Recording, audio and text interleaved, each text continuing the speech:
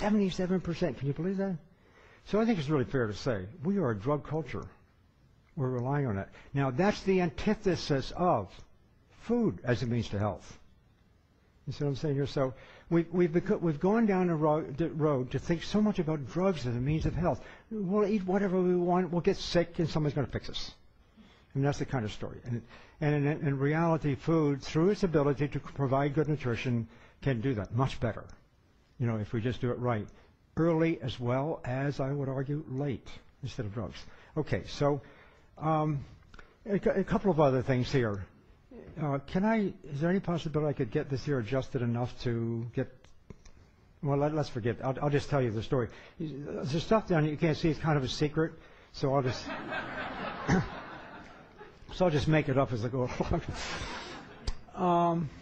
Anyhow, healthcare costs are really high, as you all know that.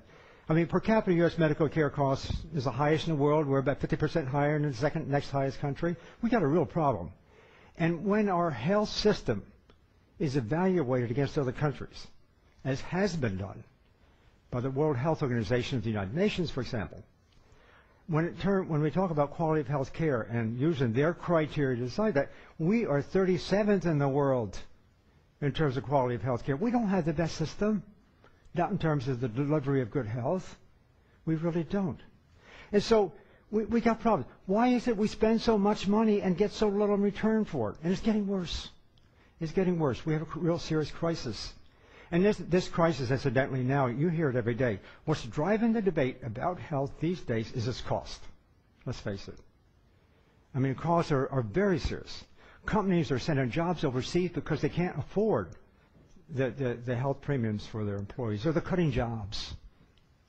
Schools, escalating budgets going like this, that in turn then demand, higher property taxes. Why? Because the health care costs within those budgets are escalating faster than anything else. And so we see it across the landscape, and it's so serious in some quarters that we keep hearing about the doomsday predictions that the whole system is going to fall apart. In any case, I say that given that there's something missing, here's what's missing, is nutrition. We really don't, as a population, understand what nutrition can do. We don't understand how valuable it can be. It's poorly understood. Research funding for nutrition really hardly exists. I've had a long experience working with the National Institutes of Health and the American Cancer Society and places like that, who actually, the National Institutes of Health funded almost all of our research, I should tell you, rather than the corporate sector. It was your taxpayer money, by the way. So I'm coming to tell you how we spent your money, in a sense. In any case, the research funding from NIH, which is the chief source of biomedical research in the United States, the research funding devoted to nutrition is only about 2 or 3% of the total budget. 2 or 3%. And most of that money is used in clinical trials to test the activity of so-called individual nutrients, nutrient supplements. I don't call that nutrition. That's not nutrition. That's not nutrition. Nutrient supplements is not nutrition. That's pharmacology. That's drug therapy. It's just given a little earlier in our lives. Nutrition is something different, as we'll end up talking about. And, of course, doctors aren't trained either, nearly enough. And what's hiding is the idea that national policy that is developed, you hear about, either directly or indirectly or subliminally or whatever. National policy today is really getting seriously corrupted by the private sector.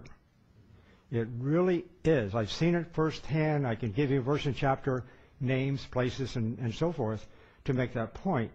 But national policy, tell us what we should eat, how much of this nutrient, how much of that, is really seriously corrupted by the private sector. Now, we'll get into that a little bit later on, and that's what, in fact, is a source of some of the confusion that exists. I really do need, who's the fellow? Is he in the audience here someplace? I wish I could, well, anyhow, stop complaining about it, I guess, and get on with the job.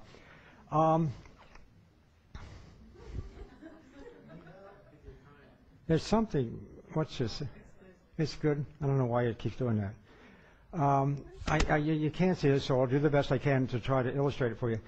My story, as I said, started, I want to get in now to share with you some of the evolution of the ideas that we got involved in our own research program, and I'm talking about all my students and colleagues and postdocs and people like that we worked with over the years.